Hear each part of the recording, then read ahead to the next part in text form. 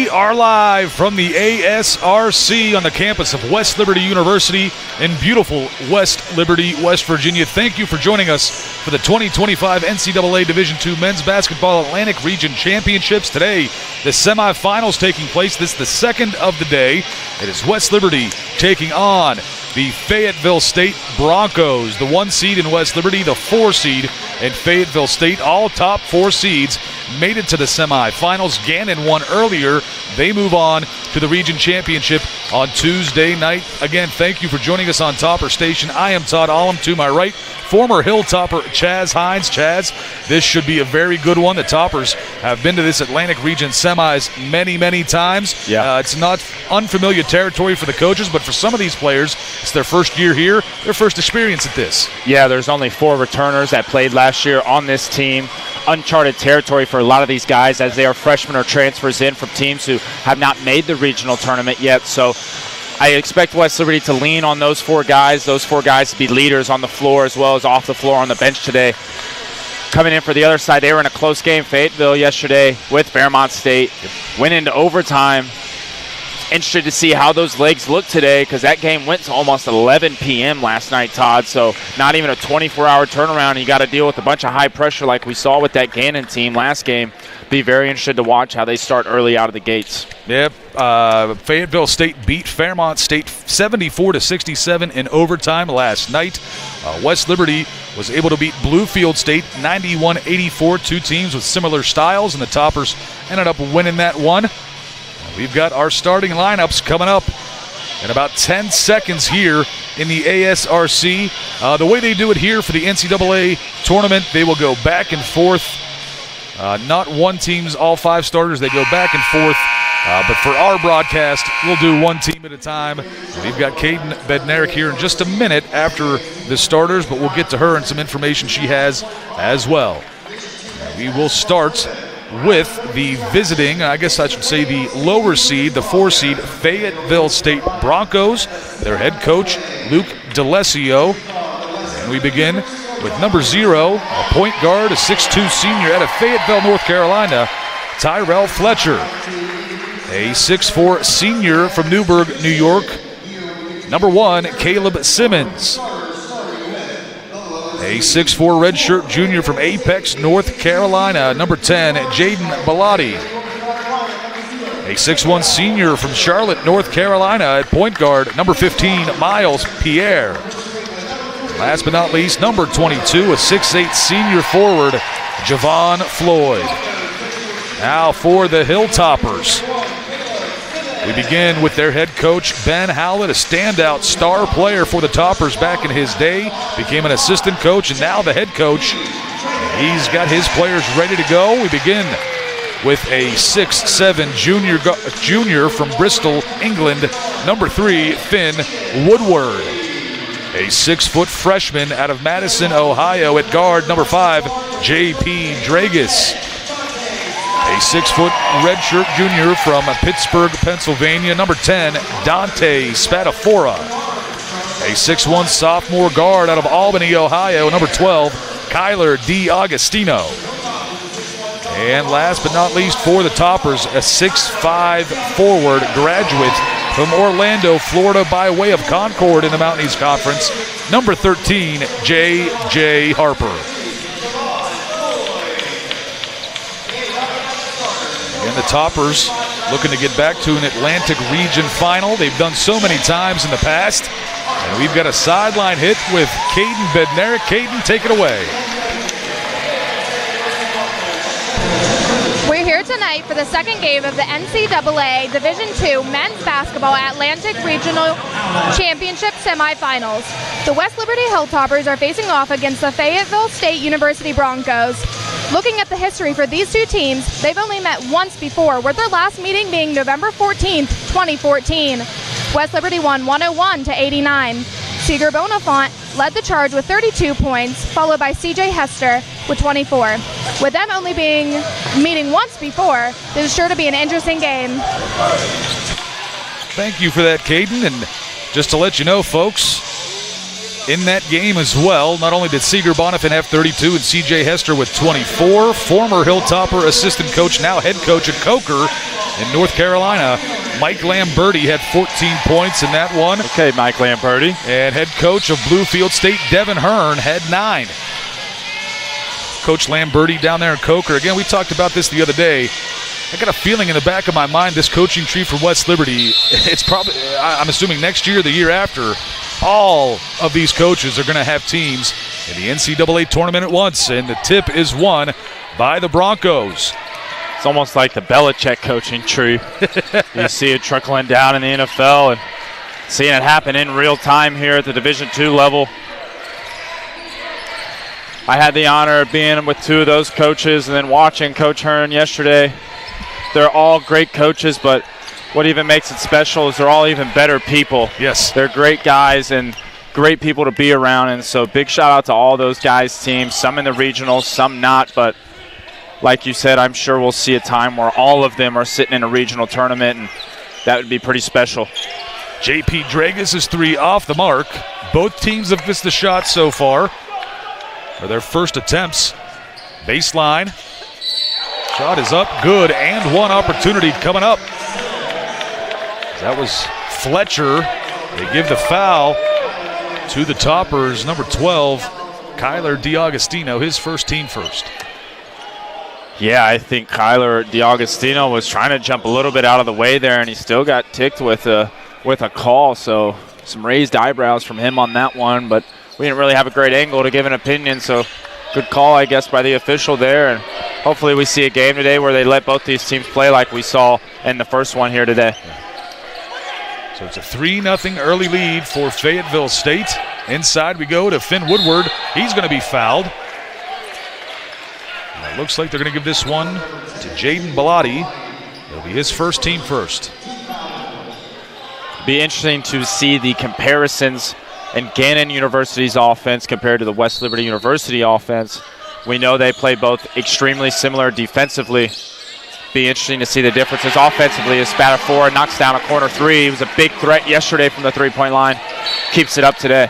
Spatafora almost gets the steal, knocks this one out of bounds. And Spatafora was big early in the game yesterday and hit a couple big threes to start off against Bluefield State.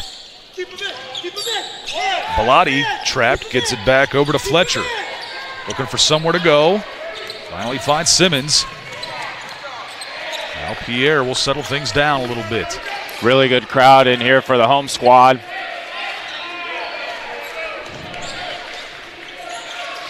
Pierre again, top of the key, left side for Bellotti. Screen set. Bellotti stops the dribble, left side, pump fakes. Simmons, no good, but they're going to call the foul on J.J. Harper right as that shot clock went off. It'll be Harper's first, team second.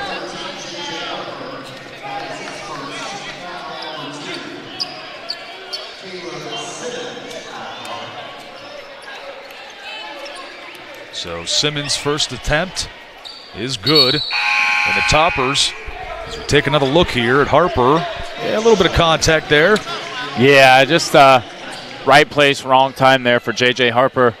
Him and DiAugustino both have to be careful. Probably easily 2 out of the best 3 players on the floor for them last night, both picking up an early foul each. Be really important for them as Coach Howard has trusted them and kept them on with these 3 new guys to not get into more foul trouble for West Liberty to be successful. Fletcher hits both his free throws. He's got all 5 points for Fayetteville. Harper no good on that attempt. And Fletcher gets another rebound. Quickly up for Pierre. Mid-range jumper, good for Bellotti. 7-3 in favor of Fayetteville State early. Coach Howard at West Liberty University already yelling at his guys to be more intense, to be more aware of the surroundings. Coach Howard feels like there should be more going on for his team in white right now. Baseline drive, puts it up. No good for DiAugustino. Bellotti the board. Ball is loose. Last touched by Fayetteville State, and the Toppers take possession. Very similar to what we saw in that first game, just pressuring right after the rebound. Really good job there from the team in white. Schuler to Harper. Gets into the paint, trying to spin, puts it up. Good off the glass. First points for Harper.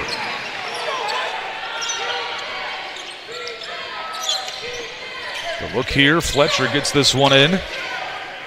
Stolen by DiAgostino. Little Euro step and the bucket is good. Tied at 7 just like that. Looks like Fayetteville just going, breaking 2, putting a hand out and asking for the ball. We saw that a lot in the first game.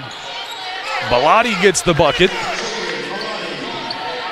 Saw that, though, a lot in the first game, and it eventually didn't end up working out too well for them as the game went on. Have to see how that plays out today in this second game.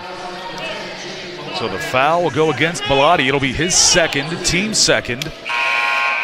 And now into the game will be Isaiah Ray. He had a big one against Fairmont last night. Yeah, he did.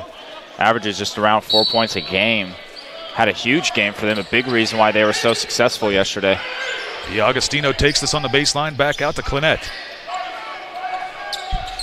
Harper gives it back to Vadim for 3. He hits it. Big number 33 gets his first three-pointer of the ball game. Toppers press. Clinette almost knocks that one out of bounds. Schuler trying to save this one, but possession goes back to Fayetteville State. The Toppers will bring in a new 5. We take another look at this from Clinette. Really good action there from the West Liberty team. Just doing a really easy rub screen. J.J. Harper doing a good job, just pitching it back to his big shooter. Coming over from Davison Elkins, he was a big threat, top 10 three-point shooter in the conference every year there for Davison Elkins. Perfect fit, it seems, this year for the West Liberty Hilltoppers system. 10-second call. The Toppers press works. And the Broncos turn this one over. Yeah, the Broncos not really too aware of the clock there. That's got to come from the top down communication-wise. Caught sleeping a little bit with that ball trickling out of bounds, maybe not aware of it, not resetting. Dragus gets this one into Spatafora. Ball's going to be stolen away. Here comes Simmons. Spatafora can't get the defense, and Simmons gets that breakaway layup. Great awareness there from Simmons, knowing it's going to the high post. Autry deals this one around to Spatafora, back to D.A. Now Dante against Simmons. Trying to swipe at him. Dante goes to Woodward. Spatafora puts up a deep 3. Gets it. Spatafora, 6 points. It's multiple times now that they've gotten that just rub screen off the high post elbow entry, excuse me. Beautiful time by J.J. Harper the first time, and then Finley Woodward finds him for the second time. They've been very successful on that. Wouldn't be surprised to see him keep going to it as this game progresses. Kisner working on Simmons. This is Pierre down low. Gets the bucket for Javon Floyd. Kisner's got a big matchup in all-conference. Simmons is a heck of a player. Didn't have his best game yesterday, so you know he's looking to get right today in an even bigger game than he was in yesterday. Spatafora over to Autry. 5 minutes have been played in this one so far. Kisner, quick 3, can't get it to fall. Kisner saves it right to Daniel Autry. Dragus can't get it to go. Kisner, another offensive board. He's going to be fouled. Look at that for Gary Kisner. Foul will go against Isaiah Ray, and with that stoppage, it's immediate timeout. We'll take the break. Come right back on Topper Station. One last look at Spatafora. Yeah, he has just been on a heater this whole tournament. You got to find him. Got to stay with him.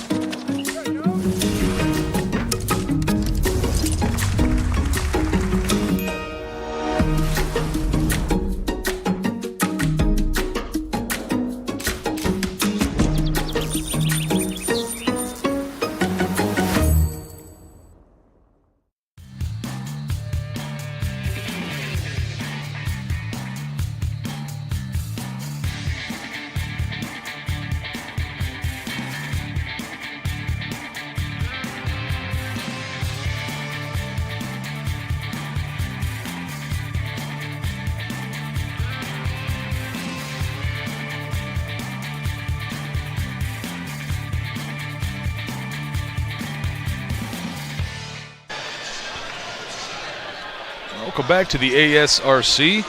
Tie game here at 13. Toppers do have possession. It'll be J.P. Dragus, Finn Woodward, Dante Spadafora, Daniel Autry, and Gary Kisner for West Liberty. For Fayetteville, it'll be Fletcher, Simmons, Ray, Pierre, and Floyd.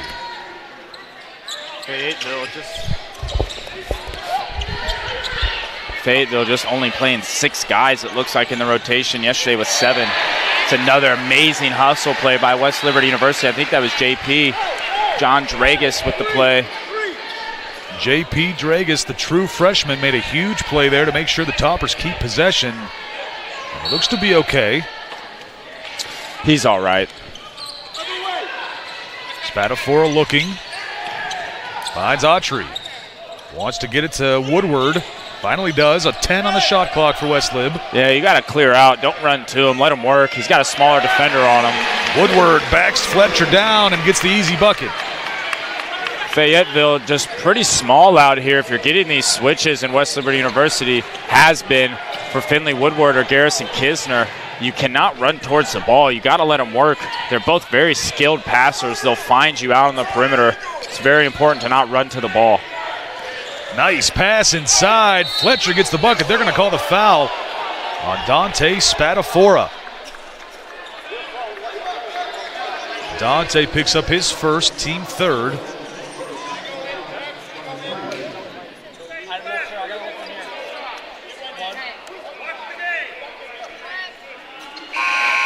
So the new 5 in for the Toppers. Tinsley, Harper, DiAgostino. We take another look at this. A little bit of contact, but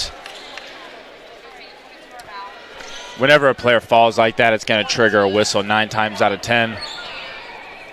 Spadafora, unfortunate, picked that one up. Converts the and one. 16-15 in favor of Fayetteville State. Fletcher, very good player. Very good player. Todd had a great game yesterday. Harper spinning on the low block fadeaway, off the glass, and good. J.J. Harper. Fletcher looking for someone. Finds Marcus Elliott. Back to Elliott. Driving up the floor. And finds Simmons. Fayetteville going to try and get into some sort of set here. West Liberty's got to stop giving these ticky-tacky fouls up, kind of killing their momentum. Fayetteville doing a good job of being strong with the ball, though. Not letting this pressure get to them too much. They got 3 turnovers, but not too bad considering all the pressure they're under. Good low in for Fayetteville State. That was Cam Tinsley picking up the foul for the Toppers, his first, team 4th. Step back jumper, Schuler on his face, no good. Fight for the rebound, it's loose, out of bounds. Last touch by the Toppers.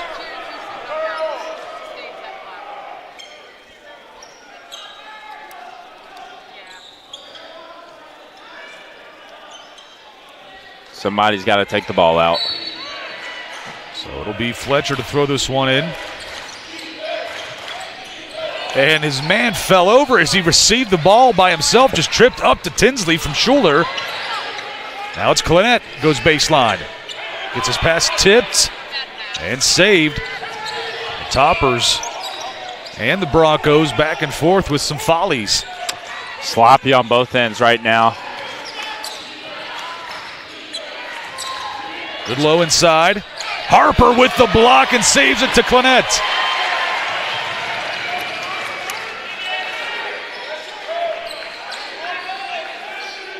Now it's Harper looking. Finds Clinette. Inside to Schuler, off the mark. Here comes Goodlow. Puts up the 3. No good. Tinsley the board. Schuler racing. Now I'm going to say Clinette stepped on the line. Possession goes back to Fayetteville State. Finn Woodward back in for Clinette. We take another look at this block from Harper. Met him at the rim.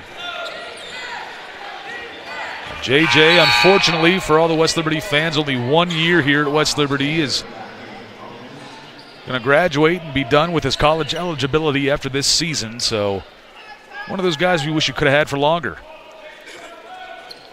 Although we'd have to check if he ever went junior college with the new rule passing. I know Daniel Autry of West Liberty University has been granted an extra year where he would have thought that he was done, but have to check on some other players. Maybe West Liberty University gets lucky and J.J. Harper is one of those with another. We will wait and see, hopefully. Woodward hands this one off to Harper. Back to Finn. Backing down the defender, Pierre. Makes a nice little move. Good again with the left. Yeah, that's an all-you-can-eat buffet in there for Finley Woodward if they're going to switch these guards onto him all game long. They call the foul on J.J. Harper. That'll be his second. The 5th team foul. With that stoppage, it will be a media timeout. We will take the break. 19-16 Toppers lead. We'll be right back on Topper Station. Virginia State University. Your pathway to greater happens here. Greater academics. Greater access. Greater faculty. Greater opportunities. Greater experiences and campus energy. Why go anywhere else? Virginia State University. Greater happens here.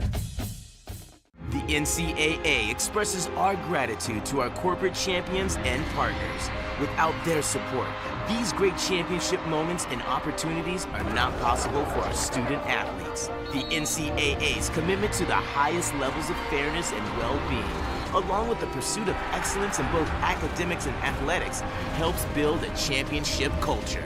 With their generosity, our corporate partners make it possible to celebrate champions. Thank you. Welcome back to the ASRC. Toppers up by 3 early in this ball game. Just about 8 minutes have been played. And it's been a good back and forth game. We've seen this before with the style of play from West Liberty. Teams will stick around, and after a while they just start to wear down a little bit just because of the pace of the game. Yeah, it's important for them to have a good pressure defense. Tinsley forces this one out of bounds, but it'll stay Fayetteville possession. Those kind of plays just kind of creep into the heads of the other team. It's like a Topper is always around the ball. Yeah, Fayetteville getting in some other reserves. Usually about 6-7 deep, but it's smart for them if they're going to be able to withstand this kind of energy all game long. That's going to be required for them to win this ball game. Simmons working against Woodward. Woodward going to be called for the foul. It'll be his first, team 6th. So Spatafora and Dragus back in. Schuler and Tinsley catch a breather. It's looking like if all else fails for Fayetteville that they're just going to go one-on-one, you versus me. Who's better offensively or defensively, and try to get to the rim or get to a pull-up. West Liberty University is going to have to be on their P's and Q's defensively in their one-on-one defense especially. 3-point shot is good for Isaiah Ray. We saw him do that last night against Fairmont. They ran a beautiful set there, getting a double staggered away for their guy who was hot yesterday.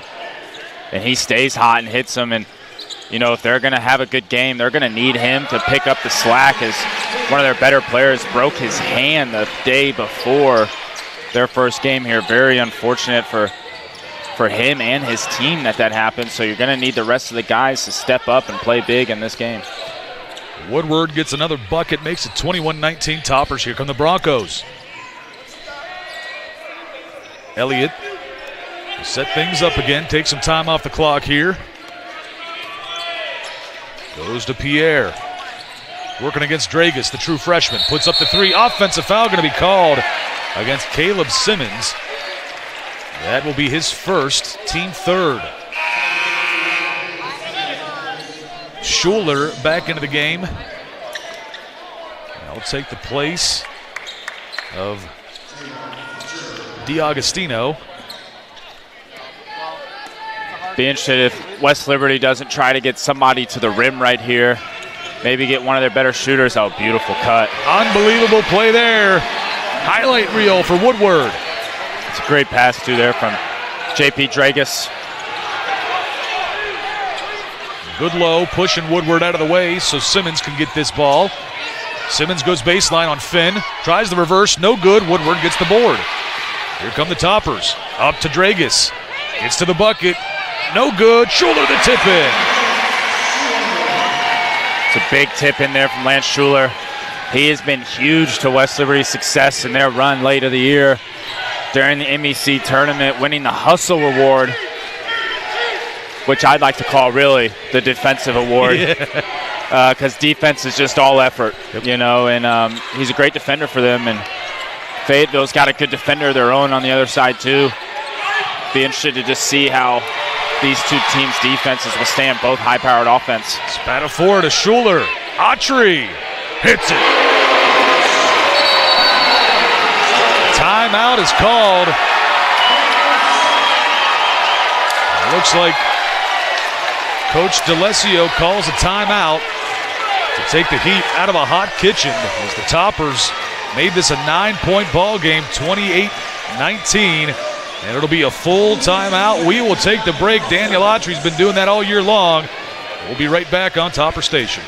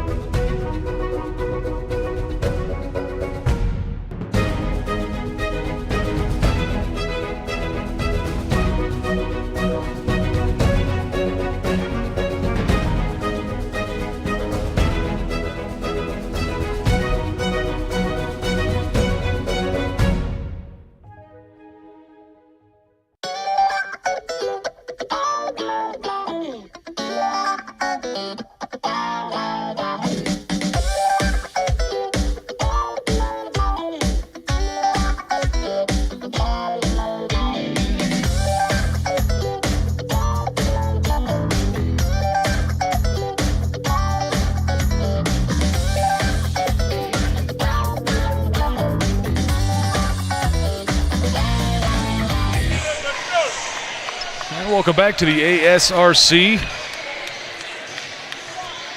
Toppers lead it 28-19, a 9-point lead. It wasn't that long ago that it was a tie ball game at 19. Was it tied at 19? I believe so, Todd. And we saw this in the first game as well with Gannon University. They're so similar, those two teams, Gannon and West Liberty, where you can go get some popcorn at a tie ball game and come back and it's a 15-point ball game. You wonder what you all miss, and it just happens so fast with these two teams. It's really hard to keep up with that pace, especially these CIAA schools who seem to play a lot slower, average a lot less points than you see these two teams. Gannon and West Liberty. Gannon averaging 90, West Liberty averaging 101. That pass off the mark, out of bounds, and the Toppers will take over once again.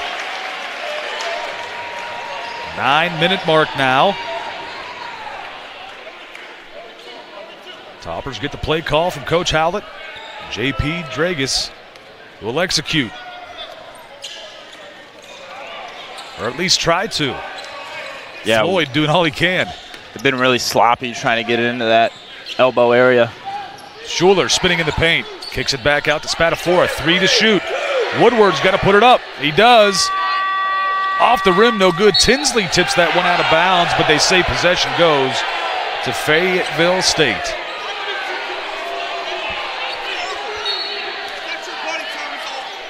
Toppers pressing.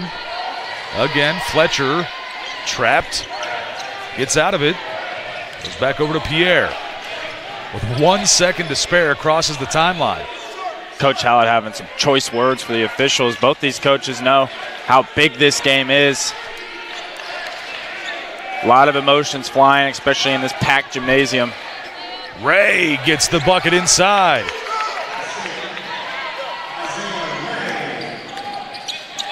Woodward to Tinsley.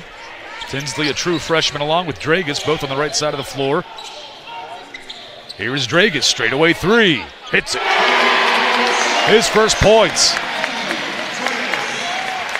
Yeah, JP Dragus has been a heck of a shooter. Really came along as the year went.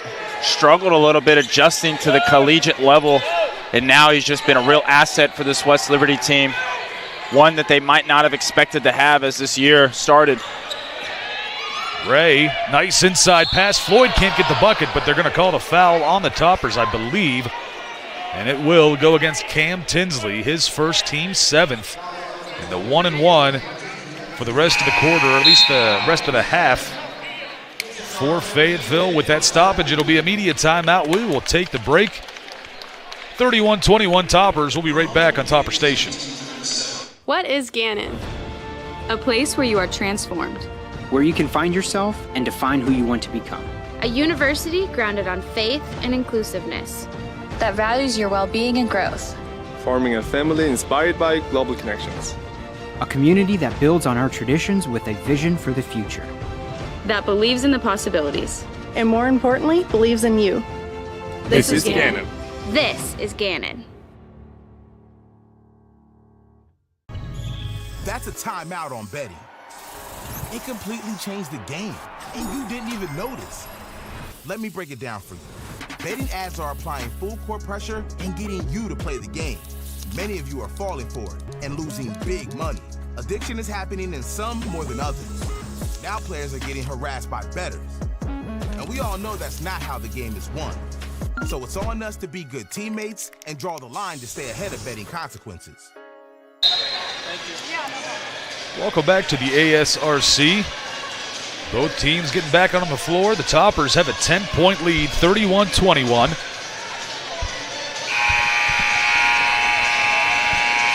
Toppers were able to force 5 turnovers within both media timeouts right there. Also grabbed 3 more offensive rebounds in between that.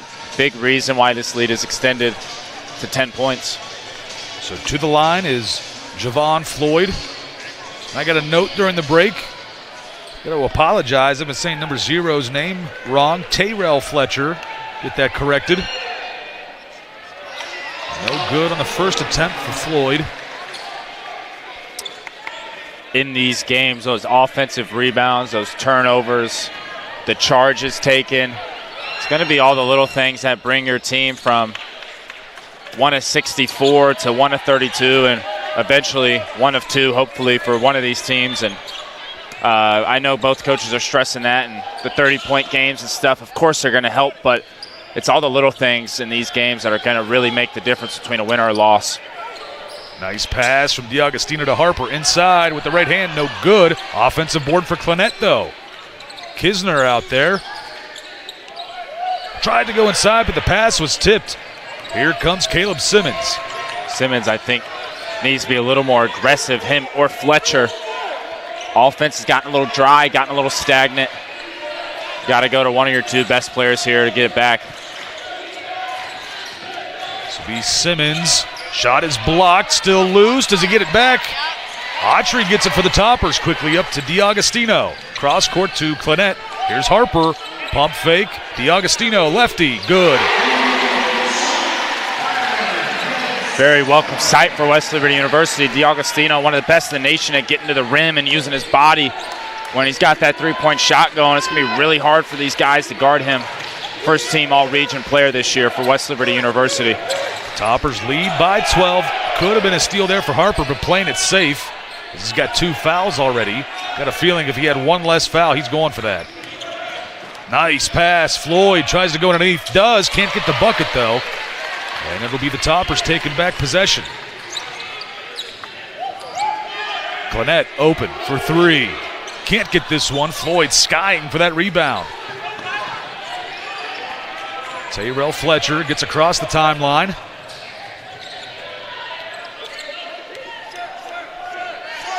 Set it up in the half court again. Fayetteville going to get in 3 subs here. A couple of their guys out there looking very gassed. It's a good move by the head coach over there. This will be Ray from the free throw line. No good. Floyd battling for that rebound. Now a foul going to be called. And it's going to go against J.J. Harper. That'll be his third foul here in the first half. So Finn Woodward back in for Harper. Substitutions for Fayetteville. It'll be Mr. Goodlow in. Floyd is out along with Ray.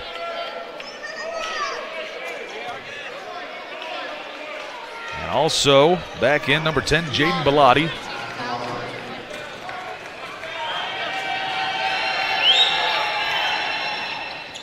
Good on the first.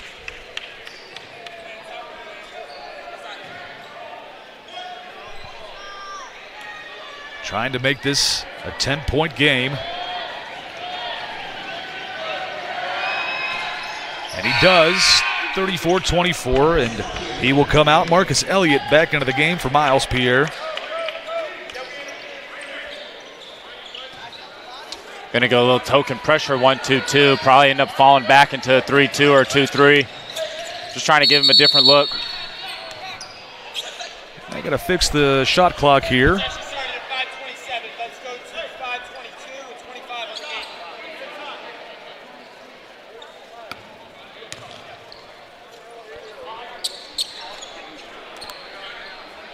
So we got everything figured out here. 27 seconds on the shot clock. 5:22 left to play here in the first half.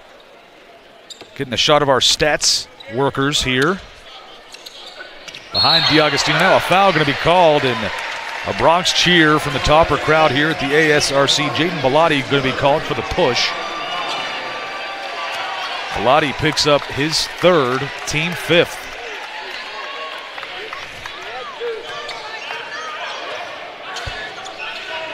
Woodward hands it off to Autry.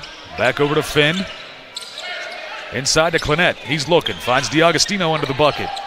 Shot gets blocked, but Woodward gets it back to Autry. 15 to shoot. Toppers have time. West Liberty moving the ball around a little too fast. Looking a little helter-skelter. Baseline for Woodward. Kisner to Autry. Right at the buzzer. No good. And it's going to be a Bronco rebound. Caleb Simmons inside, Goodlow, no good. And they call a foul. Mr. Goodlow is going to get a couple free throws. Toppers crowd not happy. Kyler DiAgostino picks up his second, team ninth.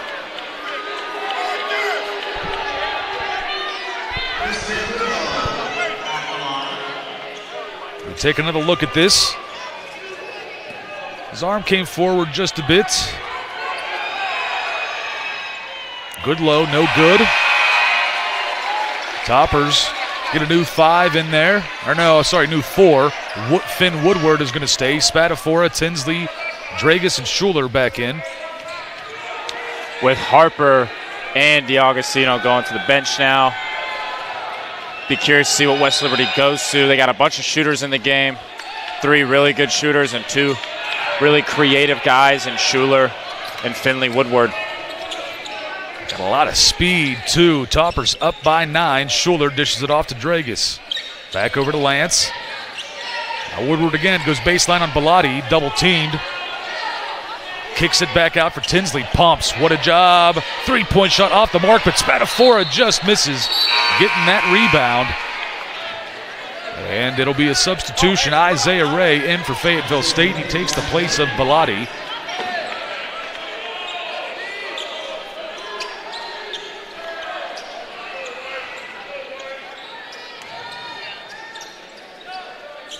Elliott looking for where to go. Toppers continue to press. Lobs this one up for Ray. Ball is loose and sliding on the floor. They're calling a foul on Fayetteville State. It's going to go on Mr. Goodlow. It'll be his first, team 7th, and now Toppers. Oh, it's team foul 6th. See, sometimes they change it on that scoreboard so fast. They're on it. They are on it. Spadafora. Back over to Woodward. Here we go. Fayetteville just laying it all out there. It's good hustle from one of their guys, but you take the legs out, you're going to get that called on you every time. Well, foul going to be called again. It will be the 1-and-1 this time, and again, it's on Mr. Goodlow. His second, team 7th, and that will stoppage and play will stretch into the media timeout. We will take the break. Toppers up by 9, 34-25. We'll be right back on Topper Station. Welcome to Bluefield State, where big opportunities thrive within our small, caring community. Here we guard the hill every day, professors who champion your goals, hands-on learning that shapes futures, and a campus family invested in every chapter of your story. You'll receive the personalized attention and support needed to turn aspirations into achievements. Join us where mountains meet momentum and watch how far a college that truly knows you can take you. Balance. It isn't just essential in your sport, it's essential in life, especially college life. It's everything you need to thrive in school, in sport, and everything in between. The key is just finding a place where you can pursue it all, because the real beauty lies in the balance. If you want to win in every arena of college life, go D2. Make it yours. Welcome back to the ASRC. You take a look at the Broncos bench there. Head coach Luke DeLessio. Interesting stat for me is Fayetteville 8 for 10 from the line. West Liberty University yet to even shoot a free throw. These will be the first 1, maybe 2 free throws of the night. Getting to the foul line has been what's keeping this deficit from being so large for Fayetteville. Well, the front end of the 1-and-1 is good for Schuler. Lance's 3rd point of the night. Makes it a 10-point ball game again. Fayetteville for being down 10 points. Shooting the ball really well, 8 of 16, 50%. Only shot 2 threes, but hit 1 of them, shooting 50%. So you could cut down on these turnovers, which are sitting at 9, because West Liberty has 11 points from those turnovers, and that pretty much is your deficit right there. Fletcher gets his shot blocked, surrounded by Toppers. The running Toppers get back to it. Tinsley. Spatafora looking, finds Woodward. Dante, straight away, 3, good. Spatafora with 9 points in the first half. Struggled in the Mountain East Conference shooting the ball, but he's really found his stroke here on his home floor. A 5-second call is made, and the Toppers force another turnover. Fayetteville took their sweet time getting under the rim. When you collect that ball, it doesn't matter if you're on the line. The referee's going to start counting, or you should at least be looking over at him to see if he started counting, which he was not aware of there, and they were what he felt like was a quick 5 seconds because it took him 2 seconds to get to there. And they're going to say this ball was thrown out of bounds by the Toppers. Possession goes to Fayetteville State. Javon Floyd back into this ball game, taking the place of Marcus Elliott.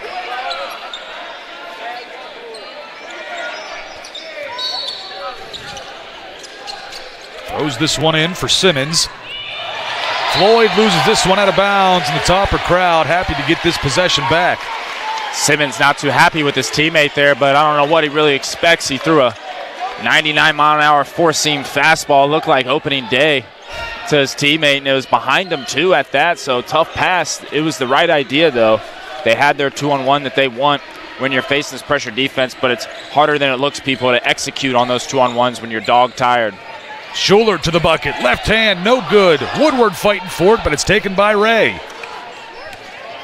There's Pierre, and have to back off as J.P. Dragus gets there.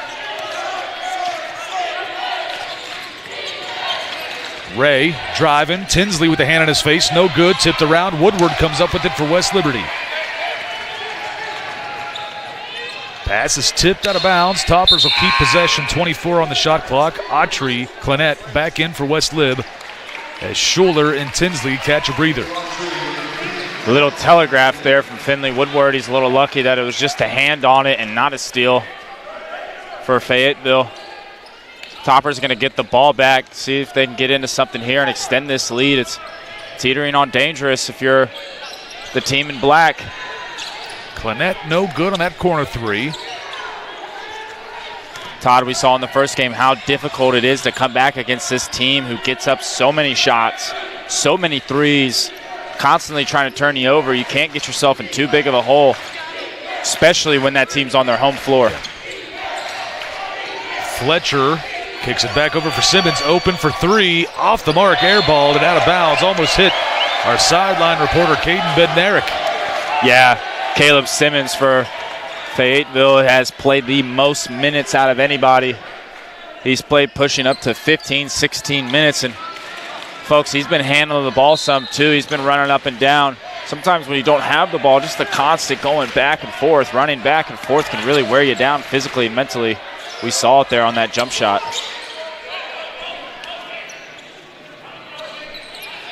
We got Dragus setting things up, 15 on the shot clock for the Toppers.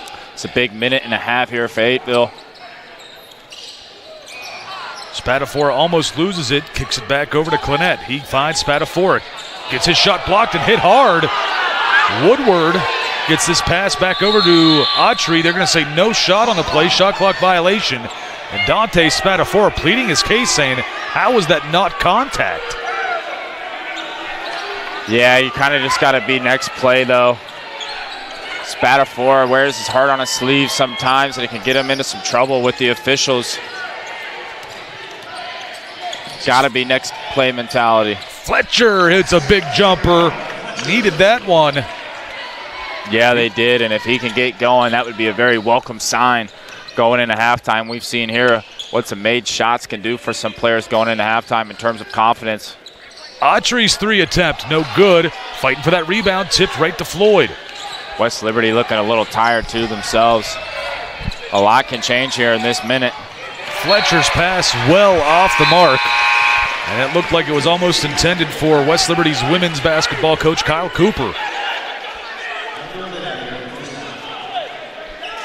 Less than a minute left. It'll be Topper's possession. Tinsley, the freshman, to throw this one in.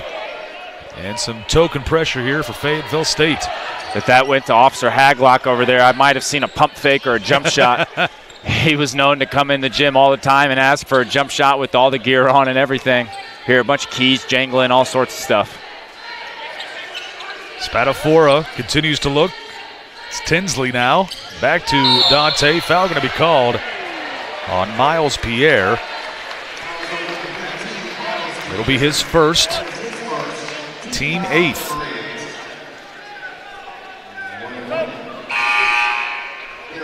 Gary Kisner back in for Finn Woodward. Finn's had a very good first half.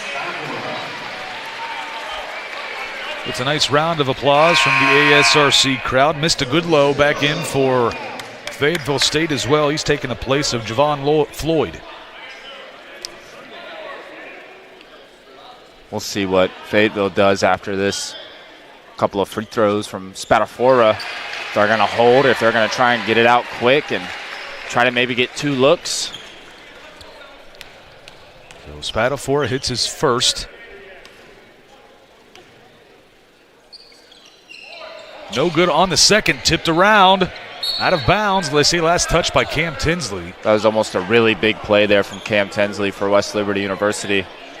Like I was just saying, Todd, when you're a basketball player out there, it's all those little things that the average eye doesn't see, but that had a potential to be a huge swing for West Liberty going into half. They call the foul on Gary Kisner. So his first, the 10th team foul, and that will send the Broncos into the double bonus.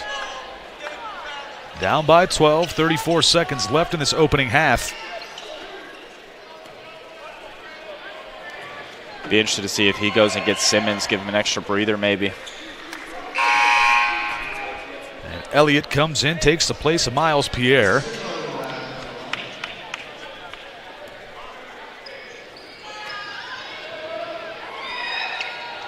Goodlow hits both. 10-point ball game, and the Toppers will take a 30-second timeout. It looks like DiAugustino, Harper, and Schuler are heading back into this game for the Toppers after sitting for a while. think that was a use it or lose it right there. I believe it was. The Toppers, again, regardless of what the score is, up by double digits in the first half. But again, the Toppers had a good lead. They usually score about 100 points a game. They're going to be about 40 at halftime here, but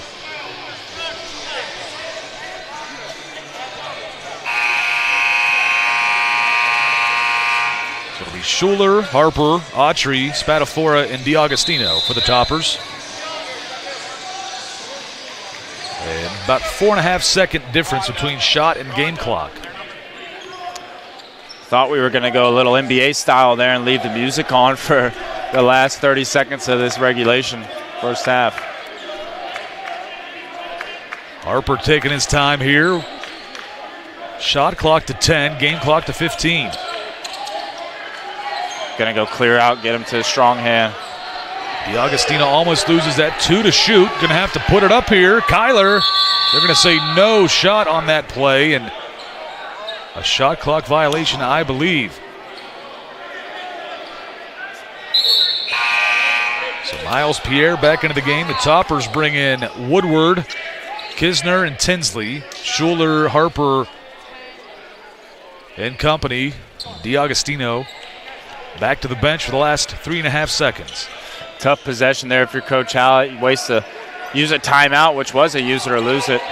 Home run ball. Kisner gets the interception. Tinsley tries it. No good. We have a 10-point game here at halftime. 39-29. West Liberty leads. A good first half for the Toppers, but you know Coach Hallett as well as anybody. He's going to want more from his team, and he's going to have a lot of things to get better at in this second half. Yeah, I think overall he'll be pretty pleased with the 50% shooting from the field and above 40% shooting from the three-point line. Maybe just clean some things up here and there.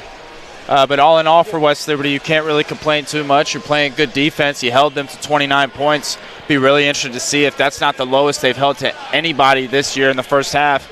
I think Coach Hallett's just going to tell them, hey, there's another 20 minutes left in this game. Both teams are fighting for their lives, so I expect both teams come out trying to give a big punch to start this second half. That sounds good. We will be back in just a little bit. We got about 15 minutes until the second half starts. We'll come back with some stats and other info for you when we return on Topper Station.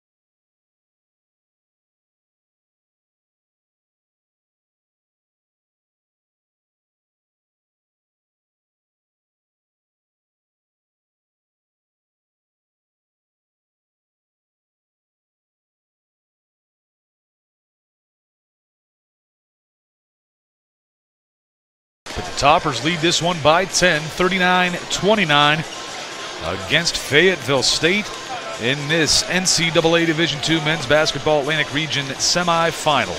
Take a look at some of the halftime stats. Pretty even in terms of field goal percentage. Free throw percentage a little off the mark. Definitely in favor of Fayetteville State. Three-point percentage pretty much the same, except the Toppers have hit 7 of 18. And Fayetteville just 1 of 3 rebounds in the favor of West Liberty, which I don't know if I should say shocking a little bit or not, but Toppers winning the rebound battle, 10 assists to 6. And then the turnovers, both teams with quite a few, 13 for Fayetteville State in the first 20, 8 for the Toppers. Yeah, I would agree with you. I would say it's pretty shocking as well. West Liberty University on the year with an average margin of -5 in the rebound battle. Today leading the rebound battle, shooting the ball well too, as you can see their spreads. Honestly, for Coach Howell's standards, you'd probably want him to shoot it a little bit better still. I think this game, though, is ultimately going to come down to who's going to defend the ball better, and will they be able to wear down the Broncos as this game prolongs. They have 2 really good players who haven't really quite got started yet. They've been hitting some here and there, but I fully expect them to get both of their 2 best players, Caleb Simmons and Terrell Fletcher, involved. Both of those guys almost played the entire half, though, so you got to wonder about that 11 o'clock end time, how those legs feel this second half. Well, we've got a sideline report from our student sideline reporter, Caden Bednarik. Caden, take it away. The West Liberty Hilltoppers are looking to get their second Atlantic Regional final in the last 3 seasons. 2 years ago, led by now assistant coach Bryce Butler, the Hilltoppers beat host IUP in the region final and eventually made it to the national championship game. With the score of the first half being in West Liberty's favor, 39-29, I'm looking forward to see who's going to come out on top. Thank you, Caden. And the Toppers have a lot of memories of that. I'm sure you do too, Chaz. You were a part of that team that was led by assistant coach Bryce Butler that won the Atlantic region at IUP the last time the Toppers did it. This time they're at home and get an opportunity to try to do it on their home floor. And they get a 10-point lead now and the opportunity to get to the final.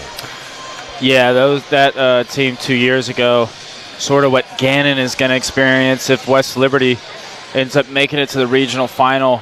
You want Khabib, but you want Khabib in Russia, you know, and it's that kind of thing for us 2 years ago, as it will be for Gannon if West Liberty does make it there. That was an incredible game and just a great group of guys to be around. It was a super fun team and lots of good memories there. Coach Butler now trying to lead a team of his own as the assistant coach. Get some memories as on the coaching side, cut down the net in a tuxedo, you know, in a suit.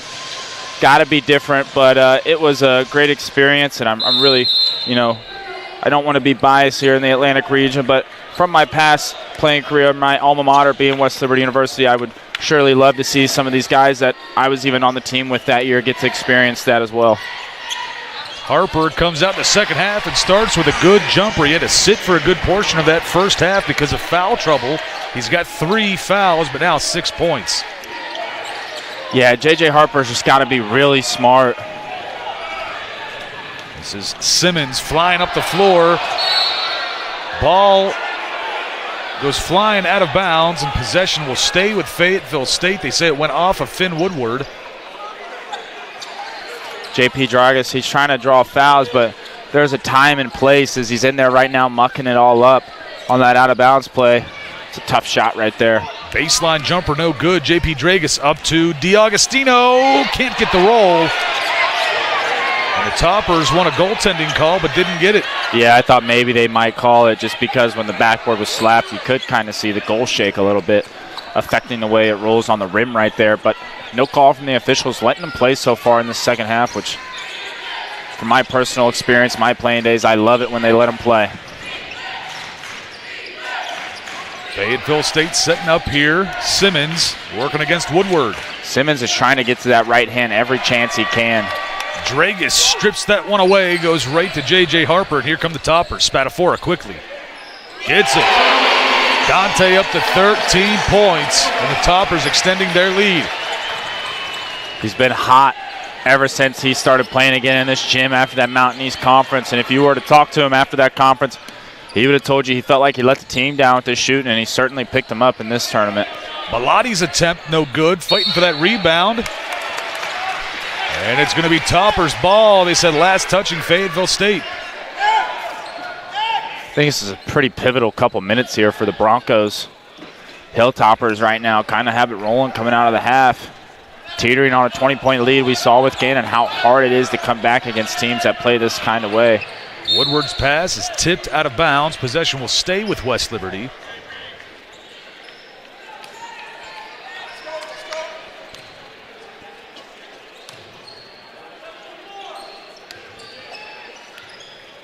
Harper.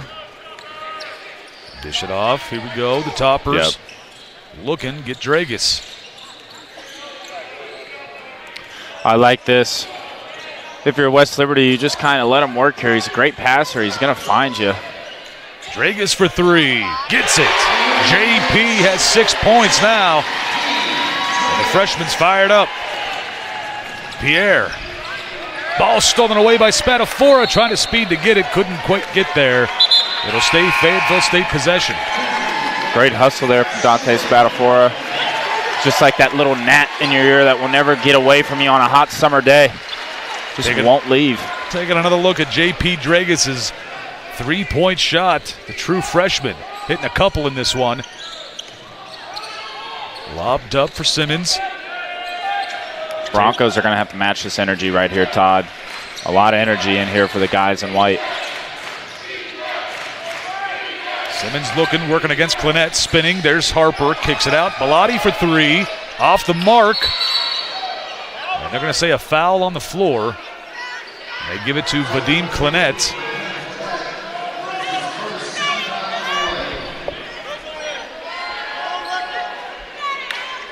It's the first foul on Clinette. First team foul on the Toppers this second half. In the corner, Pierre, no good, tipped around, taken by DiAgostino. West Liberty's been great in transition all game long with points in transition, leading by a wide margin. Now they're going to call a foul on Bellotti. That'll be his fourth foul. First team foul the second half. That's going to bring in Isaiah Ray, number 14, also back in. Missed a good low. So we'll take the spot of Javon Floyd. Yeah, the Broncos are pretty small in there right now. I'd be curious to see what West Liberty goes to. They're a great three-point shooting team, but the offensive rebounds you got to think are there for the taking. Clinette driving the block, going to be called. And give this one to Caleb Simmons. It'll be his second, team second.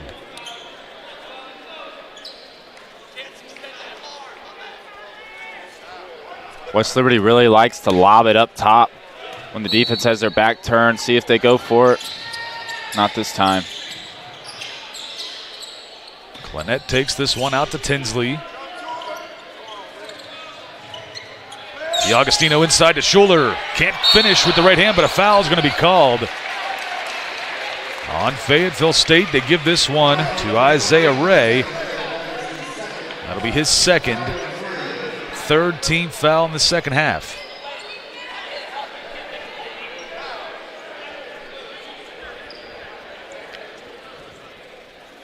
So it'll be Schuler at the line. Toppers have only tried 4 so far in this game. Yeah, big difference in the free throws. First one is good for Lance. Difference is 12 attempts for the Broncos, 4 for just the Toppers.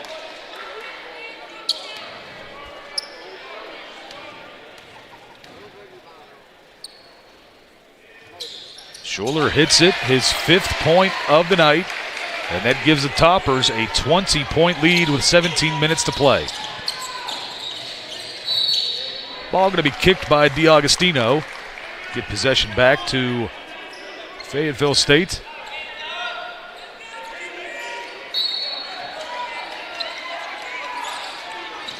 Simmons takes this pass. Harper hounding him. Quickly up.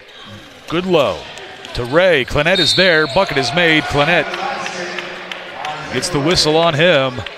That'll be Clinette's second, team second. Yeah, West Liberty there going up against a 4-across press break. It's really important in that 4-across that somebody stays behind and doesn't let it get beat deep. Cam Tinsley kind of gambles at the first deep pass and leaving that guy down the court vulnerable. The Dean Clinette has to kind of try to chase him down, and if you're going to foul the guy, you got to foul him. He gives him a weak foul and an easy and one opportunity. And number 14, Isaiah Ray, had a great game last time. Maybe those free throws and that and one gets him going. They could really use him in this second half. Here we go, Harper. Right down Center Avenue, kicks it back out. Another foul going to be called. This one also on Isaiah Ray. It'll be his third, team fourth. The Toppers bringing in a new 5. Kisner, Woodward, Autry, Dragus, and Spatafora. New 5 in, you're right, and let's see how the energy looks in their pressure defense. We saw it a lot with Gannon too. Lobbed in for Woodward, but on the attempt, the foul is going to be called on Caleb Simmons. It'll be his third, the 5th team foul in the first 3 minutes and change. It's so easy for West Liberty's players to come in and play super hard because they know they're more than likely going to be in for just a handful of minutes. And when I say handful, sometimes it's a minute and a half, sometimes it's, to the max probably 3 minutes. And you saw that as well with Gannon. It really gives them an advantage just being able to throw bodies at guys when you're approaching game 30 right now. It's a lot on the legs, a lot of miles, and both those teams you can just see they have a lot more energy than these other teams in these long, gritty, but fast-paced games. Woodward, 1 of 2 on that trip. Autry almost gets the steal. Possession stays with Fayetteville State. I thought they might put 29 on the shot clock. Goodlow takes this one. Toppers trapping. Back up to Goodlow. He crosses the timeline. Simmons for 3. Can't hit it. Kisner the rebound. Here comes Woodward. Yeah, Simmons just not really shooting the ball very confidently as Finley Woodward throws it away again. Simmons can't get the bucket, but he's going to be fouled by Kisner. It'll be his second, team third. Finley Woodward multiple times today has been getting caught in the air while passing the ball. It's a cardinal sin. You can't do that. He's gotten lucky a few times to not turn the ball over. Not so lucky that time there. So you're starting to see the Broncos fight back a little bit, amp it up a little bit, get some more steals, get to the rim, get to the foul line, getting some open shots. It's all positive things if you're over there on the Broncos bench. Simmons good on the first attempt.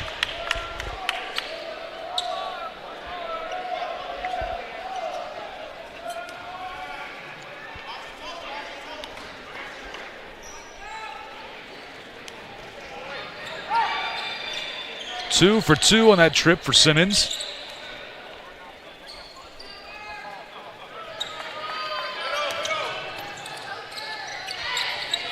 Fayetteville State trap, and Spatafora picked up his dribble. Got 2 seconds to cross, and they do. Trapped again. Here goes Woodward.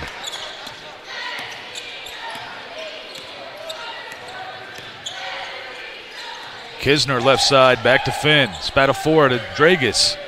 Tries to make a move. Pass is almost stolen. Now it is. Goodlow has this one. And gets the bucket in transition. Just getting a little sloppy, West Liberty University is throwing the ball around.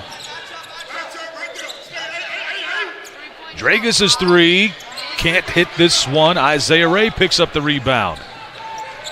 Lobbed up for Simmons off the underside of the backboard. Here come the Toppers. You got to go here. You got numbers. You got to finish strong here. Autry's fouled. He'll shoot 2. And with the stoppage, it'll be immediate timeout. We will take the break. Toppers up by 14, 50-36. We'll be right back on Topper Station.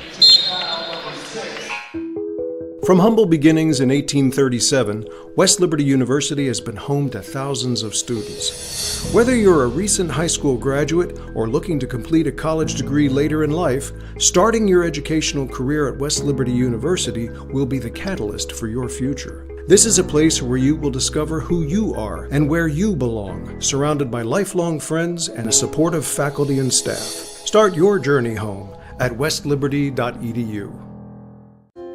In NCAA Division II, student athletes leave a lasting impression on their communities. That's because Division II student athletes want to make a difference and truly be part of their surrounding communities. Through community engagement, thousands of student athletes from various backgrounds interact with community members who view them as role models. This interaction leaves a positive and perhaps even life-changing impression on all those involved. In Division II, we rise to the opportunity and make community engagement ours. Welcome back to the ASRC. We've got a sideline report from Caden Bednarik. Caden, take it away. Fayetteville State head coach Luke DeLessio has gotten his team to the NCAA tournament twice this season and the 2021-2022 season. Before then, the last time Fayetteville State played in the NCAA tournament was the 92-93 season. The head coach back then was Jeff Capel, who eventually went on to become an NBA assistant coach with the Charlotte Bobcats and the Philadelphia 76ers. His son Jeff, who played at Duke, is the current head coach at Pitt, and his son Jason played for North Carolina, is assistant coach with his brother at Pitt. Thank you for that, Caden. And yes, Coach DeLessio is second time getting his team into the NCAA tournament, and the history before that back in the early 90s. Coach Capel, who ended up as an assistant coach in the NBA, and his two sons playing at powerhouses Duke and North Carolina. Now Jeff, his son, is the head coach at Pitt, and his other son, assistant coach with his older brother. Talk about a basketball family right there. Big time. Yeah, it's pretty impressive. And all the news about Pitt not making the tournament this year, guess what? Neither did WVU. Hometown teams lacking. Yeah. I know a lot of Mountaineer fans, a lot of Pitt fans not happy about that one, but you know what? I've been paying a lot more attention to Division II, so it is what it is. I don't know, Todd. You sound a little upset as a WVU fan. It's all right. It's all right. It's all right. You're all right. It's a first-year new coach. Yeah. He'll get his guys in there. We'll be all right. You're all right. Isaiah Ray hits this one. You know, with we don't basketball, have Indiana. We didn't have Bobby Knight like you did. Yeah, well, you know, I wasn't alive, so you know, I didn't really get the luxury of seeing it. But you know, with this game of basketball, some like it, some love it. And I think Indiana and West Virginia share the similar traits where they both love basketball. So I think both of those schools, or all three of them, I should say, will be back on track in no time soon. I should have kept my mouth shut as soon as I said that. I'm starting to get text messages. Literally, I just got a bunch of text messages from my friends at WVU. Harper hits that jumper. He's got 8. And he's starting to come alive a little bit after having to sit a good portion of that first half. Yeah, it's a great move there from J.J. Harper. He stayed patient as the Toppers are able to force a turnover.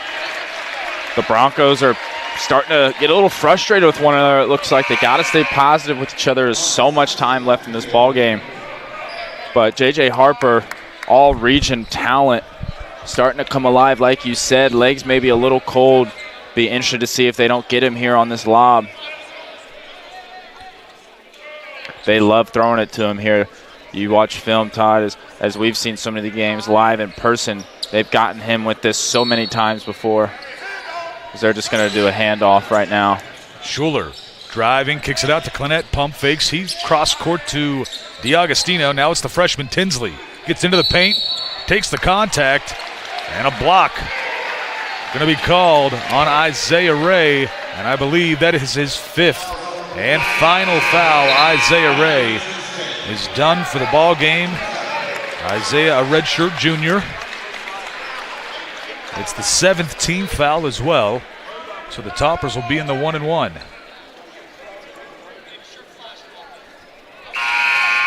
In for Ray is number 15, Miles Pierre.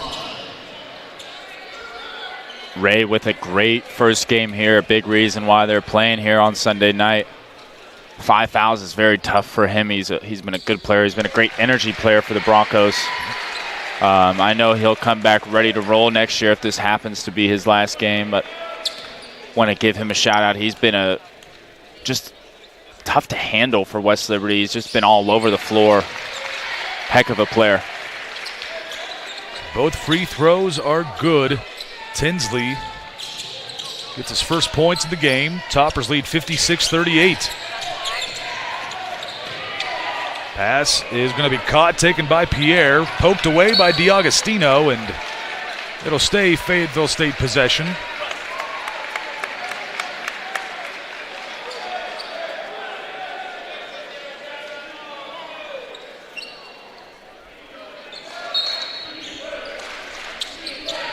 It's Fletcher finding Elliott, puts up the three, off the mark, too long. Goodlow gets the board. Now it's going to go almost backcourt, saved it. Pierre gets a screen set, puts up the three, airballs it right to Lance Schuler. That might be that overtime legs right there, just catching up to him a little bit. It was a good look. He eyed it well. D'Agostino open in the corner, can't hit it. Rebounded by Tyrell Fletcher. Quickly up, Pierre. Shot is blocked by J.J. Harper. Return to sender. And Tinsley's going to be called for the foul. It'll be his fourth. And the fifth team foul on the Toppers. So D'Agostino stays on the floor, but a new four after that. J.P. Dragus, Finn Woodward, Daniel Autry, and Dante Spatafora. Really important here for West Liberty to realize there's a lot of ball game left. It's been at this 16, 18-point margin for a long time. There's plenty of time left in this game, too.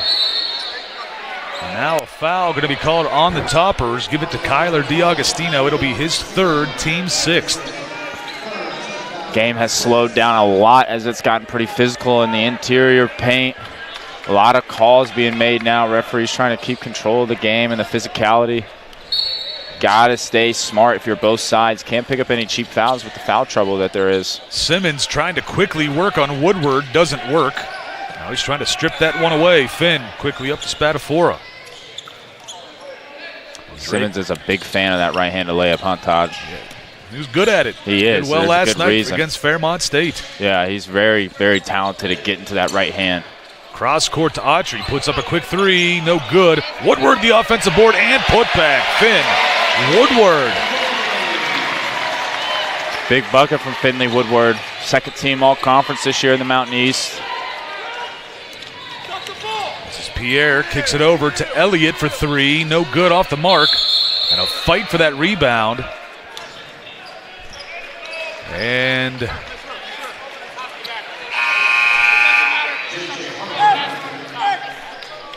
they say the ball went over the top of the backboard? Yeah, I think it eclipsed that top left corner. Gotcha. Once it does that, they got a call. It was tough to hear, though. Yeah, we had a bad angle here from the table to see it go over that corner, but it did. So the Toppers take possession with a 20-point lead. Dragus baseline drive. Kicks it back out. Spatafora's open for three. Can't get it to go. Long rebound taken by Goodlow, but off of his foot, and he saves it. Autry steals this pass. Woodward rolls in and out, fighting for it. And now a foul going to be called on Goodlow. That'll be his third, team eighth. Finley Woodward's shot was all the way in the rim and then rolled out. Haven't seen one like that in a while. Harper at the line to shoot. First one is good. Floyd and Bellotti back into the ball game, taking the place of Mr. Goodlow and number 5, Marcus Elliott. We'd like to reiterate, it is a great crowd here for the Atlantic Region tournament. Obviously, this is the home game. You expect that to be the best crowd, but for all the other games, too, there might not be the numbers-wise, but the energy in the building and just the overall team spirit has been really, really fun to watch and just take in. Now you hear the West Liberty crowd chanting defense. Harper, he's going to be called for the foul.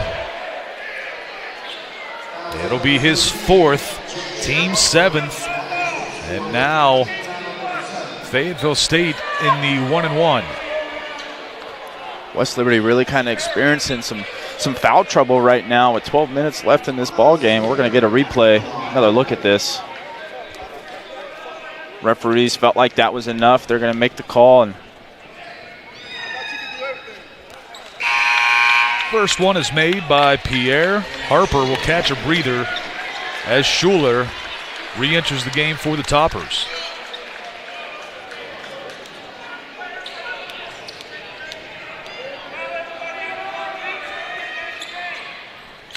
Free throw is good there as well. Fayetteville State pressing. Schuler. This is who you want with the ball. Gets a shot blocked, but they're going to call the foul. I believe it will go against Miles Pierre, his second, team 9th, and just back and forth fouls both ends of the floor. Yeah, I mean, we're not even halfway into this ball game, and a bunch of fouls being called right now on both sides.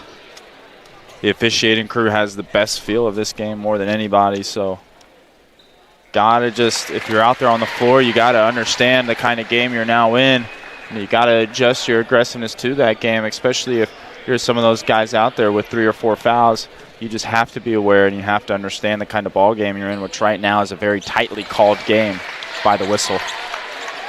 Schuler able to hit both. He's got 7 points so far tonight. Toppers lead by 22, 62-40. 12 minutes left to play. Lobbed up, taken by Simmons. 2-on-1. Clears the path, he runs into his own teammates, and they call the foul on West Liberty.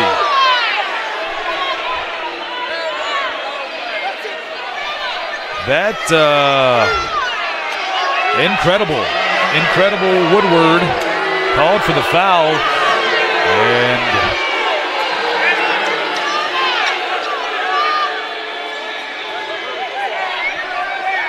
Topper Nation not happy with that call whatsoever. Topper Nation over Coach Hallett right now. See get a replay. On the replay, Finn was nowhere near it. Ran into his own teammate. I think they're trying to say Woodward pushed the guy into there. That's a tough call. I think that's one of those where maybe it's just moving so fast for the officials that they feel like they have to call something there. If anything, I thought an illegal screen was going to be called with the sealing off by number 22, but yeah. When in doubt, like I was just saying, Todd, that's something as a player you got to know and be aware of, and how the game's being tightly officiated right now. 2 for 2, and now looks like a foul is going to be called on Caleb Simmons, and again, it's just a whistle every time down the floor. I feel like I'm watching Thursday Night Football. Yeah. Just flag after flag. Referees doing their best, though, out there. I will say, speaking to one of them earlier, they said this kind of style of play is the hardest to officiate. Just so physical, and it's moving so fast. You got to kind of cut them some slack when you're watching this game, because they're running just as much as these players out there, and one thing they're not getting a sub. Yeah. So you got to cut them some slack, because these are very fast-paced game, and it's got to be tough to officiate. So Anthony Laddie into the game for the first time for Fayetteville State. Free throws are good for Schuler. He's up to 9 points. Toppers pressing.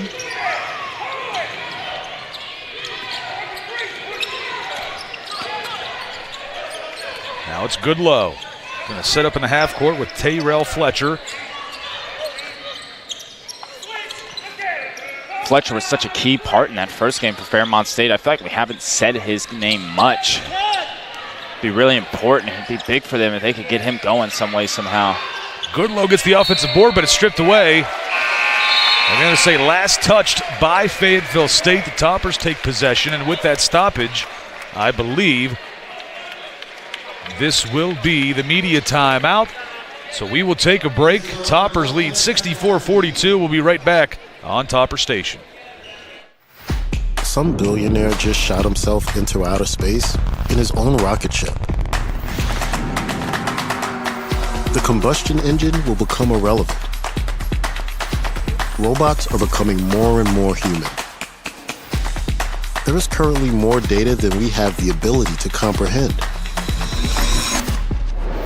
anything really can happen. Fayetteville State University. I teach the art of fanology, a job I take seriously. As to the question of nature versus nurture, is a fan born or is a fan made? I know this. Our game can make a fan out of anyone. And at Fandom U, we take it to a whole new level. The NCAA Championships. Attendance is encouraged, passion is mandatory. Buy your seats today at ncaa.com/tickets. Class dismissed. And welcome back to Topper Station. See the Hilltoppers coming out of their huddle. J.P. Dragus, Kyler DiAugustino, Dante Spadafora, Finn Woodward, and Vadim Clinette. For Fayetteville State, the Anthony Laddie, Miles Pierre, Tyrell Fletcher, Jaden Bellotti, and Mr. Goodlow. Interested to see what set West Liberty University gets into here after the media timeout. You can see their players kind of running around. Finley Woodward, quarterback in the team. Got to clear this out. You just got to get away. Woodward going to be fouled. Give this to Miles Pierre. It'll be his third. Toppers have been in the double bonus for a bit now. Be really surprised to not just see Coach Hallett keep going to that. It's been so effective all game long. Just, wow, as he gets the home court bounce right there. But it's been so effective just back screening a guard's guy, and the Broncos have just been switching everything, so be curious to see if he doesn't keep going to that. Woodward 2 for 2 on that trip. He's got 13 points tonight. Toppers lead 66-42. A steal here for Finn. Cross court to Dragus. Pumps, drives, gets into the paint. Good off the glass. JP 8.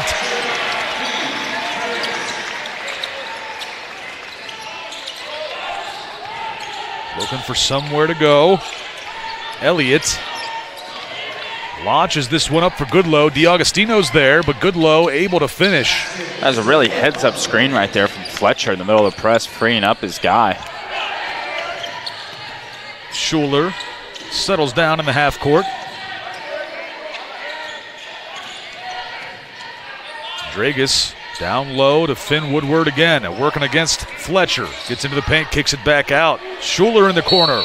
No good, but they call the foul on Jaden Bellotti. And I believe that will be his fifth and final. That's 2 players now that have fouled out for Fayetteville State. And Bellotti is a redshirt junior. Back in, Caleb Simmons.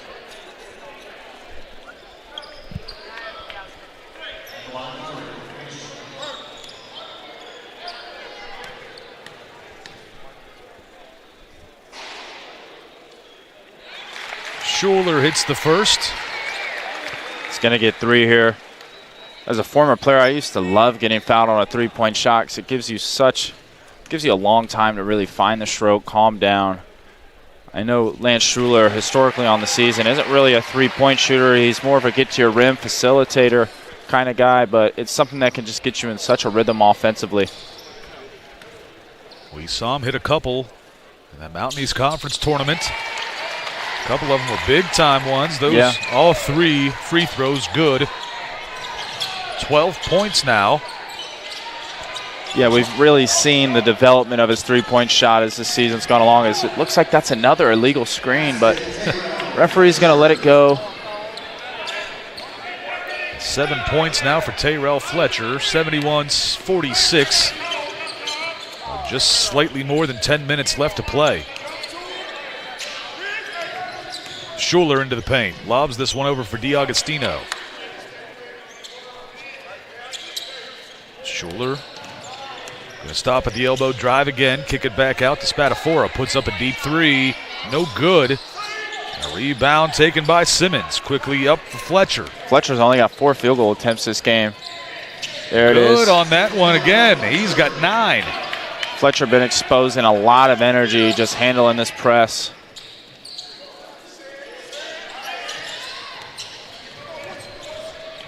Shula the spin and finish. 14 points now for Lance on the highlight reel. Yeah, he makes it look easy, doesn't he, going to the rim. He's very creative with his finishes. He'll throw in a half spin at you. He'll throw in an up and under, and he's got the ability to finish with both hands, too. He's a great guard for West Liberty. He's a great system player. As you see a lot of these guys with Gannon, with West Liberty University, very similar builds, similar attributes that make them so good for the system that they're both playing. And as right now, it sure looks like that will be the matchup coming up Tuesday night at 7 o'clock here at the ASRC. Three-point shot is up and good for Marcus Elliott. Elliott says, hold on a little bit. There's 9 minutes left in this game. The role players for the Broncos kind of coming along. If they could get Simmons, if they could get Fletcher, if they could get one of those two guys even to just step it up and score like they have been for them all season long, they like their chances at making a run here. Autry can't hit that three after the nice dish by Harper. Just hit one. Elliott's three is good. He's got 6 points in this ball game. It's been hanging around this 18 to 23 point range for a while. Neither team able to really make a dent in any direction. Harper dishes to Tinsley, pump fakes. Back over to Harper, now DiAugustino. Shot clock down to 6. Gets to the bucket, good off the glass for Kyler DiAugustino.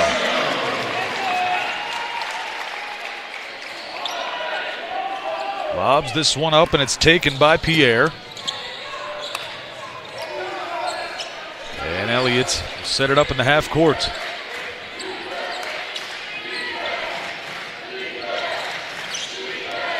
Pierre to Simmons. Kicks it back out. Pump fakes, puts it up. No good. Tinsley the rebound for West Lib. Bit of a heat check from him right there. I don't blame him as a former shooter. If I hit 2 in a row, there's not a chance I'm passing up another open look. Bit of a heat check. I think coach has to kind of just let that one pass. DiAugustino saves this one from going out of bounds. Spatafor, nice little move. Kicks it back. Spacing right now. A little all over the place for West Liberty University. Spatafor lays it up, no good. A rebound going to be taken by Anthony Laddie. Here comes. Long two, good for Fletcher. He's got 11.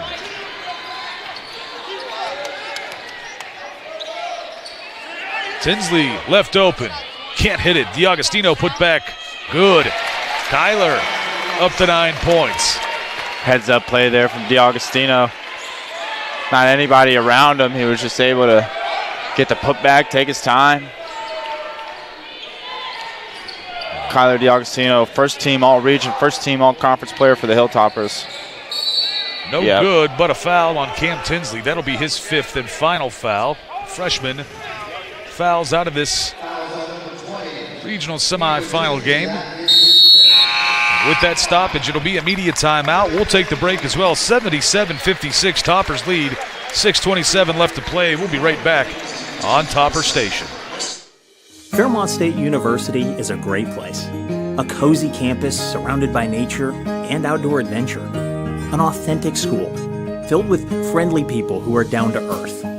People who roll up their sleeves, help each other out, get stuff done, and have fun doing it. That's what makes Fairmont State such a great place. It's a great place to make friends for life and a great place to soar. Learn more at fairmontstate.edu.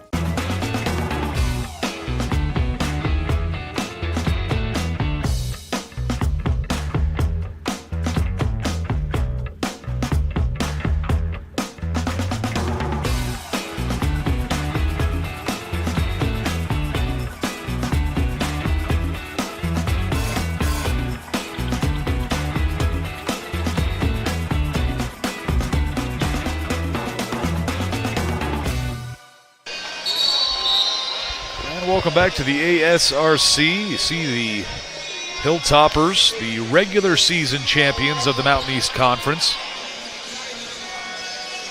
They played in the championship game of the conference tournament down at West Banco Arena in Wheeling, West Virginia against Fairmont State. Had a lead for a while. Fairmont came back. Game ended in 3 overtimes. Fairmont State would win, but since then the Toppers have won 1 in a row. We'll see, maybe 2 here. We got another 6:27 to go before we can say that. And Fairmont riding high from winning the conference tournament. Showed up last night, and this Fayetteville State team gave them everything they could handle and more. Also sent it to overtime, but Fayetteville State ended up winning. Yeah, they're at one point up 20. Fairmont State able to come back, make a game out of it. This is Miles Pierre, 2 for 2 on that trip to the line. Give him 6 points in this ball game tonight. This West Liberty team, Todd, also set a school record for points in a game and assists in a game. I believe they were in somewhere in the 30s with assists, maybe even the 40s. And they put up 44 assists, putting up 161 points against Salem University. So offensively, one of their historically best years yet. If they could really lock down in this regional run in their defensive habits, 3-pointer off the mark, they could really do something special. And the Toppers over the years always had a good team for the past 20 years or so, but there are usually some of the best teams West Liberty's had. They've had that one guy, whether it be Seeger Bonifant, Dalton Bolin, Bryce Butler. Here comes Woodward, dishes it back out to Kyler DiAugustino. No good. Harper gets that rebound. Back out to Autry. Three's no good there either, and finally taken by Laddie. Yeah, and if I had to nitpick this year's West Liberty team, that would be my biggest concern, is who is going to be that guy when the going gets tough and the tough gets going. Who's going to be that guy you just give the ball to and you say, all right, do your thing. I know my 2 years here at West Liberty, I got the pleasure to play with Bryce Butler, and one game in particular that would stick out to me was the regional championship game against IUP. I think at one point we only had 50 points, and Bryce Butler might have had 28 of them. He was a man on a mission, and sometimes he made basketball very easy. If I had to nitpick this West Liberty team, that would be my thing. And they've had a first-team all-region player. They have a second-team all-region player with multiple all-conference players. But we're talking National Player of the Year standard here. That's big shoes to fill.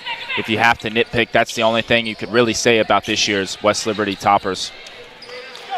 And at the same time, I feel like some of the depth that West Lib has this year is as good as any year, where it's one of those pick your poison. You got 8-9 guys that could drop 20 any given ball game. Yeah, that's what I was going to go ahead and say next, is they don't maybe have that National Player of the Year kind of guy, but they do make up for it. They have 8-9. They have even 10 guys who can give you 20, 25 a night, and it really makes the offensive side easy because you know eventually somebody you're going to look up and has 20 points, and there's going to be some games where everybody has 15. Yeah. And not a lot of teams have the luxury of that. A team that does is Gannon University, who by the looks of it, they might be seen here Tuesday night in the ASRC.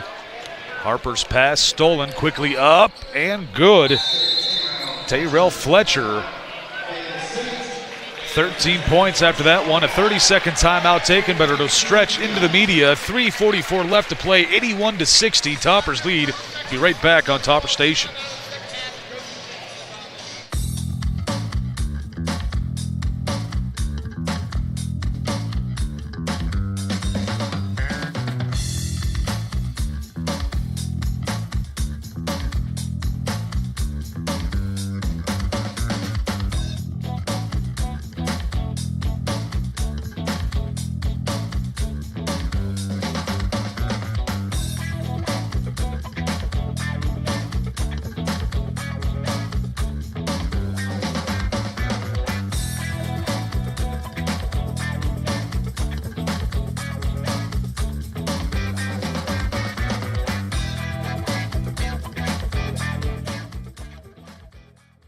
On campuses nationwide, the NCAA is making transformative changes for student athletes.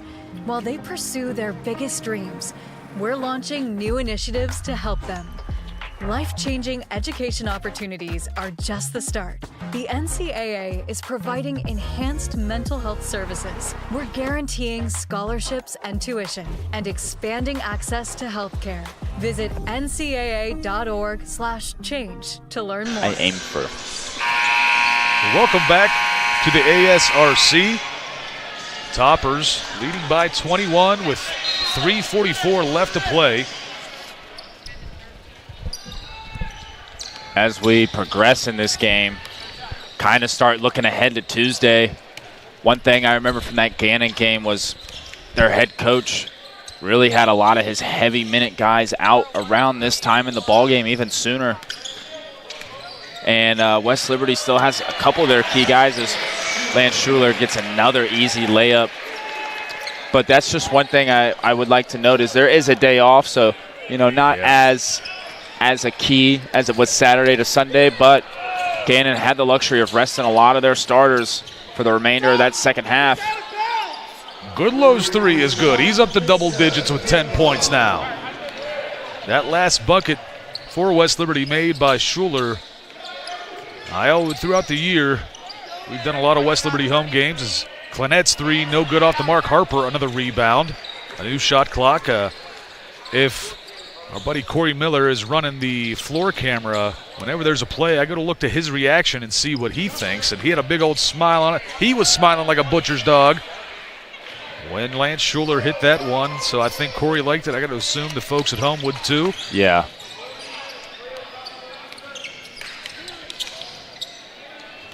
That bucket almost got there for Tyrell Fletcher, but here come the Toppers. Schuler bobbling this one, and I thought that might have a chance of going in the bucket, but let's say, I believe, last touch by the Toppers, and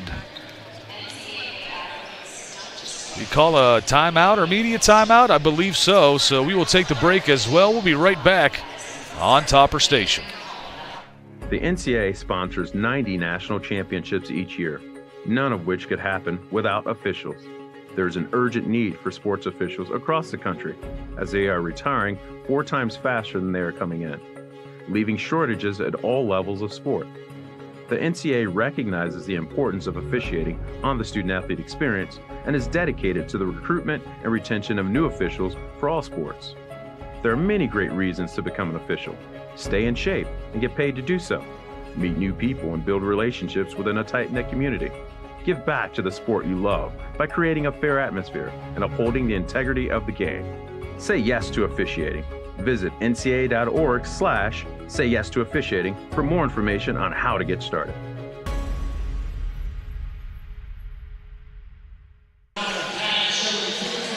Welcome back to the ASRC, Fayetteville State. Final media timeout, I believe, of this ball game. 20-point lead for West Liberty, and again with 2 minutes and 16 seconds, I think this game is done. Yeah, the fat lady is singing, as people back home in Indiana would say. In Pittsburgh, where Dante's from, they'd say Elvis has just left the big building. Yeah, we go with the Mike Lang stuff and the Penguins. Yeah. But what a season for the Broncos. I mean, CIAA, one of the best teams in there all year long, to make Final Four of the regional. Just had a huge loss day before their first game here. One of their best players breaking his hand. Freak stuff like that you just really hate to see, because that young man worked so hard to get himself into a moment like this.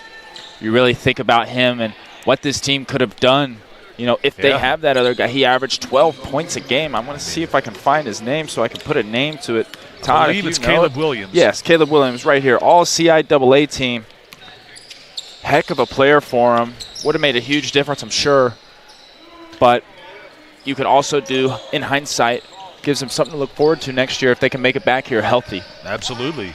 Maybe that ought to be, if you're back next year calling games with us or ever call games anywhere ever again, pitch that as a segment for yourself. Hindsight. Oh, wow. Hey. Came out of nowhere, didn't it? Kind of like that, yeah. Yeah.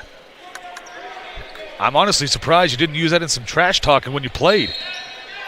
Folks, he's writing it down. I actually did something right. He's going to remember this one. I even underlined it. I might put a star by it. That's what you always got to do. Put the stars next to the star players for the opposing team on the scouting reports. Yes.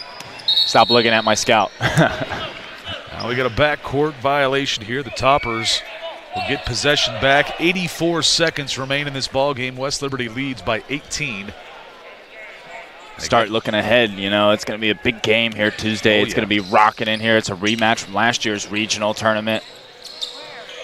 Well, Coach DeLessio last night in the postgame as Dragus hits another three-pointer, give the freshman, I believe that'll be 11 points now, but Coach DeLessio talking about how he would like to get to the NCAA tournament perennially, kind of like Fairmont State, a team they beat last night, kind of like West Liberty University, kind of like some of the other teams here in the Atlantic region this year.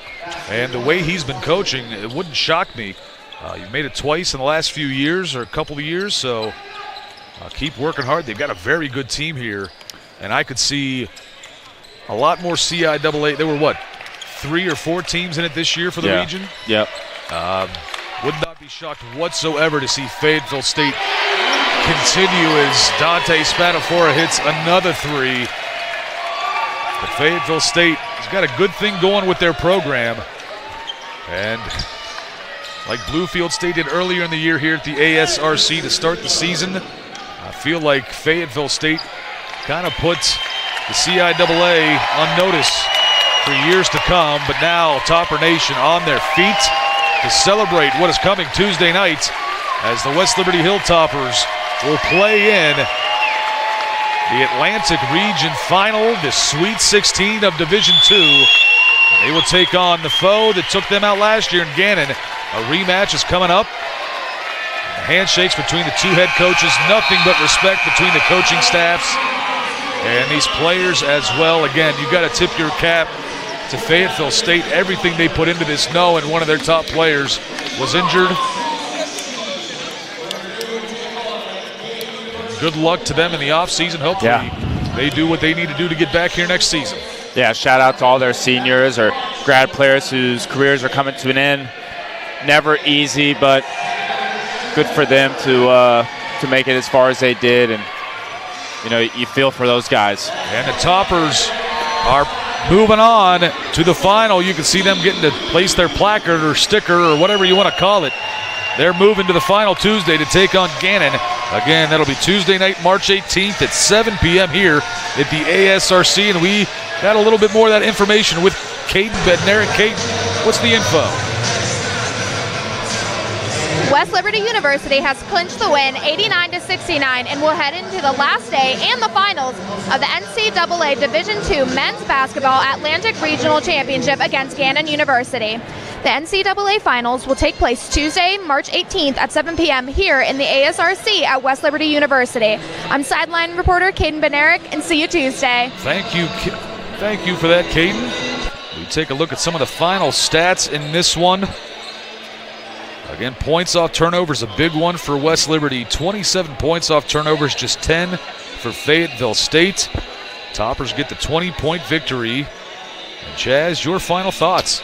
Shout out to Finley Woodward, double-double, 13, 10, and 5, as well as 3 steals, 5 of 6 from the field. 13 points is generous, as Todd and I talked about a lot. He had mismatches all over the place today. But just looking ahead to next game, I think both teams got exactly what they wanted. I think in order to get to the Elite Eight, you should have to beat the best team in the region. It's going to be 1 versus 2. I think all the fans of the region got what they want. 1 versus 2. It's going to be a really fun game. Might be first team to 120 here Tuesday night. It's going to be a rematch of last year's Atlantic Region semifinals. So it'll be a fun one here again Tuesday night at 7 p.m. We will be here at the ASRC. Unfortunately for Chaz and I believe it'll be our last video broadcast. If somehow we win, maybe, just maybe, we'll make a trip out to Evansville. I don't know the rules. I don't know if we can do any broadcasts. I don't recall seeing many of those done in the past, but you never know. We'll see. But, folks, I also want to give a shout-out to our student crew. We've got Grace Yoder on a camera, along with Taylor Marty, Caden Bednarik, our sideline reporter, Brody Wall, running a camera again, along with Corey Miller doing the floor cam. Then we have our employees, Teresa Gretchen, our engineer and producer, and Trent Nicholson, our director for Topper Station. I want to give a shout out to Mason Moffitt, not here. It's spring break at West Liberty, so not all of the students that have helped us out all year long are here tonight because of that break. So Mason Moffitt, there are a few others that have helped out as well that I apologize, I do not have their names. We'll get them, though, for the final coming up Tuesday night. Topper Station, thanks you for watching. Topper Nation, come back Tuesday night. And the folks around the country that have enjoyed this regional, it's going to be a great one coming up here in just a couple of nights. We will see you then here at the ASRC on Topper Station.